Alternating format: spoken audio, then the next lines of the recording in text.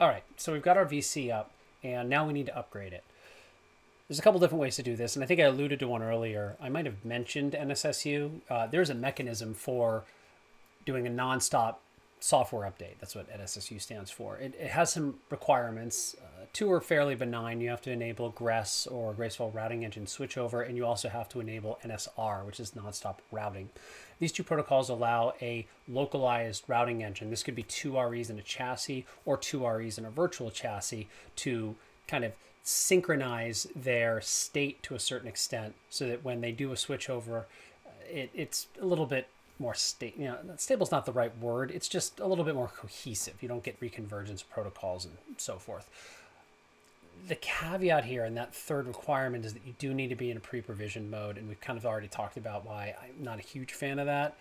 It's just that you kind of lack deterministic assignment of the master role. It's going to be 0 or 1 depending on how you configure it, and you don't really have a choice. You can't use the mastership priority values. So if you don't mind not using NSSU, and honestly, it's never been so compelling to me that I've shifted to pre-provisioned, you can just run the upgrade command like you normally do.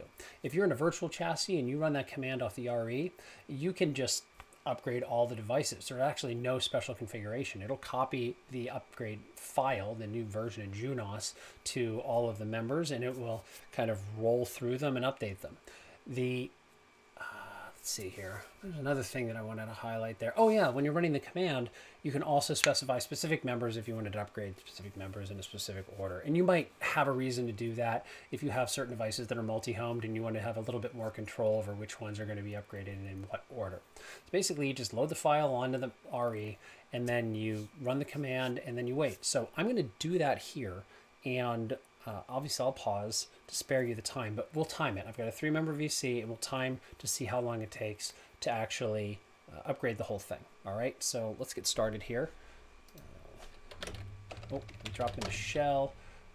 Actually, here, I'll show you. Show version, I should be in 18.1, yep. Quick exit, mount ms dos fs dev da1s1 2/r/b.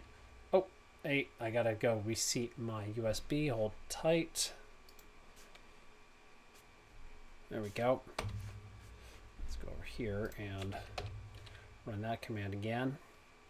And there we are. So cp/var/tmp/usb jinstall. This should be 4 2/var/tmp. Just like that. This file will copy automatically over the virtual chassis ports. Do I still have a stopwatch on here? No. Timer? Do I have a timer app? No, I thought I did at one point or another. Well, we'll just have to watch the time in the upper right-hand corner. Try not to pay too much attention to that. Yes, it is very, very late, but I'm also in training all the next week, so I have a finite amount of time to get stuff done. Oh, I'm doing a new onboarding. I'm onboarding employees at 6 in the morning, too. Oh, that's going to be a fun morning.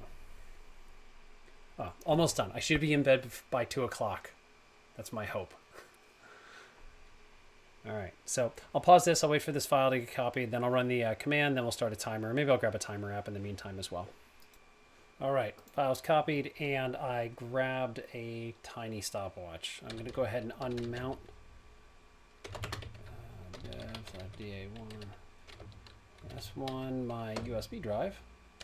Mount. Oh, mount dev/ it's late. All right. Request system software add /var/tmp /j install blah blah blah blah blah. Reboot and enter. Start, and I will see ya when this is done. All right, all the loud fans just this second stopped, and I got a login prompt. So let's take a look. Oh, it's still coming to life. That's why we see this line card thing. Let's drop out. Oops. Yeah, it's still coming around. Sometimes if you try to log in before all of the processes have fired up, you'll get these messages that say, oh my goodness, I can't log into the master. Just gotta give it a second. You don't actually have to log out to address that. I just did for the sake of it. You can ignore all this stuff. This is just the cruft that shows up when you first restart. So we'll let all this fun stuff clear. In fact, we'll clear it off the page. We can. Boop. Anything else? Just a few things.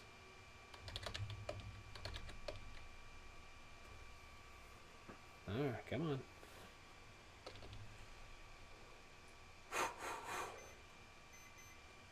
Oh my goodness. Ha! My son likes to come into my office and play with this little alarm clock that I have, which means that it goes off at odd times.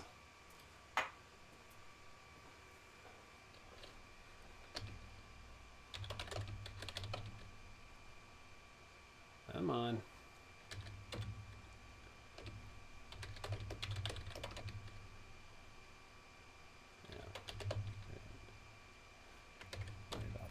Now, just wait for this.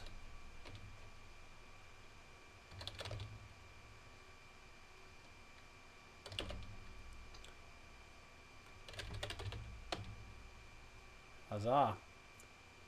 Show version. And we should see the same version across all. Okay, it's about 24 minutes. With 3 members. You know, it's not like you have to tack on like an extra 8 minutes for each member.